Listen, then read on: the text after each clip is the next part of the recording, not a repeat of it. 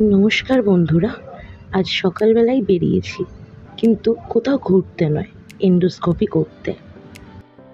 যা এত রোদ, তার উপরে আবার এই গেটে দাঁড়ানো।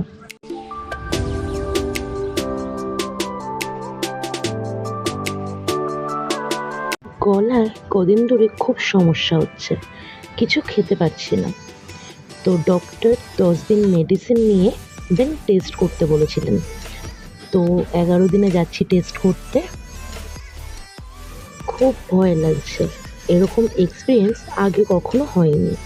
গলার মধ্যে পাইপ ঢুকিয়ে ক্যামেরার দ্বারা ভিতরে কি সমস্যা দেখবে, শুনেই ভয় লাগছে। এনিওয়ে, কিছু করার নেই, করাতেই হবে। চলে এসেছি, খুব ভয় লাগছে, জানি না কি হবে।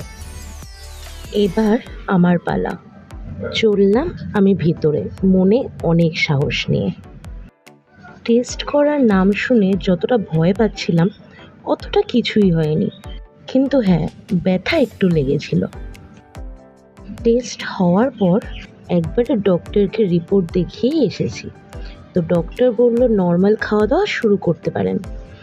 আর ডক্টরের এই কথাটা শুনেই ঠিক করলাম সকালেই আজ বাইরে খাবো।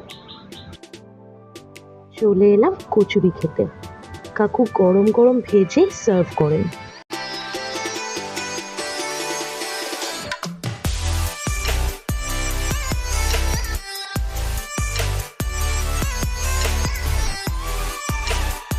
সামনে চলে এলো গরম গরম কচুরি ও ঘুগনি। খাওয়া শেষ করে বাড়ির দিকে রওনা দিলাম।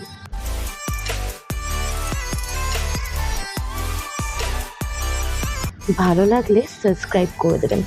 দেখা হচ্ছে নেক্সট ব্লগে। টাটা।